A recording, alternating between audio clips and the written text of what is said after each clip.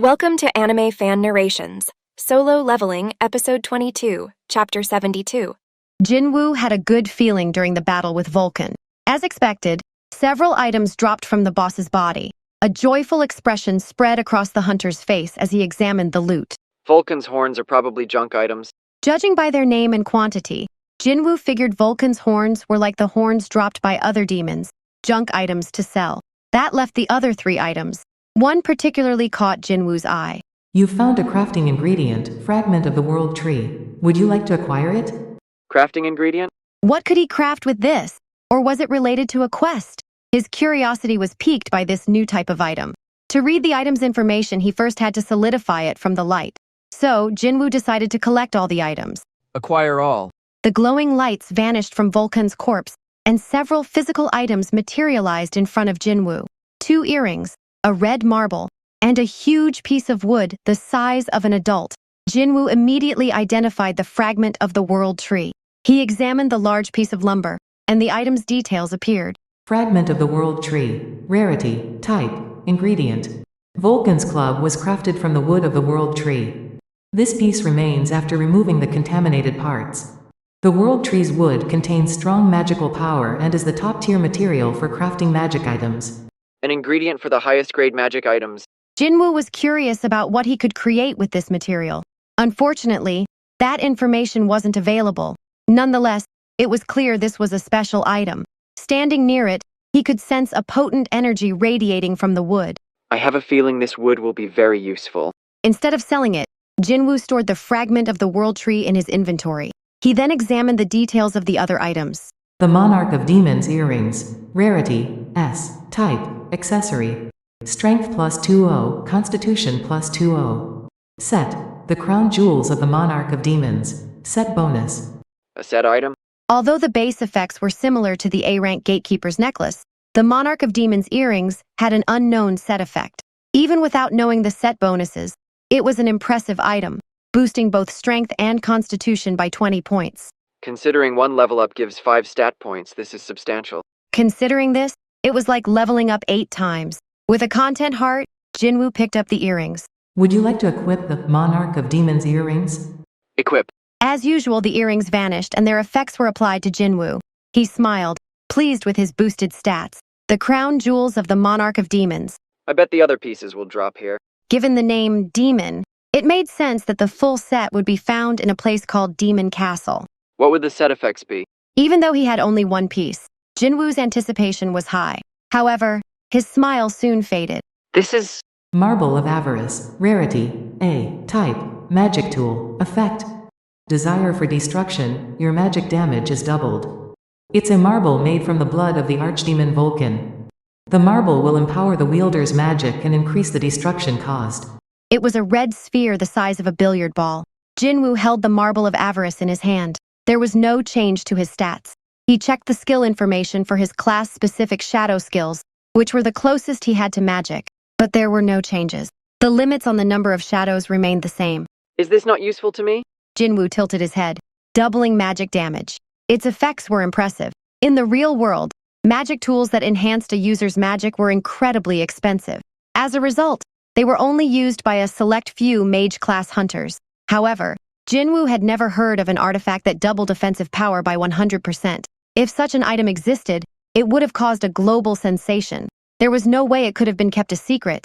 Yet here he was, holding an item that doubled magic damage. Still, it's useless to me. An item that solely boosted magic damage was useless to him. After all, his shadow skills didn't deal direct damage. His offensive abilities weren't even classified as magic. If only there was an item that increased intelligence. As he tossed the marble up and down in disappointment, the shadow soldiers finished off the remaining enemies and gathered around him. The first to arrive was Egret, 3 heads in his right hand, 3 heads in his left hand. The knight approached Jinwoo and placed 6 demon heads in front of him. Jinwoo scratched his temple, looking at the kneeling knight. Could you please stop doing that? Of course, the bowed head of the knight didn't respond. Because when you do that... Unbeknownst to him, Iron had also decapitated Volkhan and dragged its head over to Jinwoo. He does it too. I mean, I'm the one who defeated it, right? Jinwoo fixed his gaze on Iron and sighed deeply. As he looked at the kneeling giant knight, an idea struck him. What if I could give the Marble of Avarice to one of them, like how I used Iron's shield? Right on cue, the shadow mages slowly approached behind the infantry. Compared to the knights, or even the infantry, the mages were much slower. Jinwoo called the nearest one to him. When he gestured, the mage slowly walked over. Maybe I should go to him. Shaking his head, Jinwoo quickly walked over to the mage. He placed the marble of avarice in the mage's hand and pointed to the building he had used to jump towards Volkhan. Since the shadow soldiers moved according to his will, he didn't need to explain the details. Suddenly, a fireball twice the usual size appeared in the mage's hands. Whoa! Jinwoo's eyes widened in surprise. Ignoring his surprise, the mage launched the fireball. What? Jinwoo's jaw dropped. The building was engulfed in the explosion and shattered like a toy house.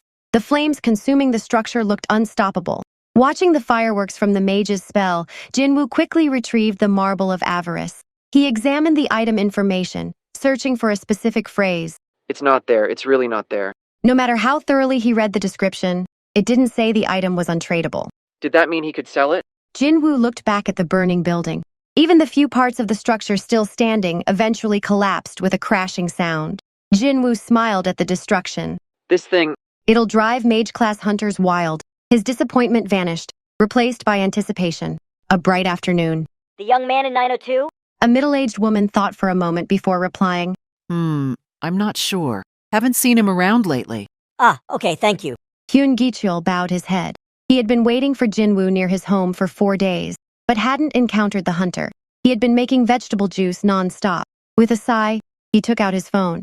Someone answered. Oi, Gi-cheol. Chief, It was Chief An Sang-min. I haven't seen Hunter Sung Jinwoo Nim. The neighbors said they haven't seen him recently either. Really? Yes, sir. Well, we can't help that. Start coming to the office tomorrow. Yes, sir. Understood.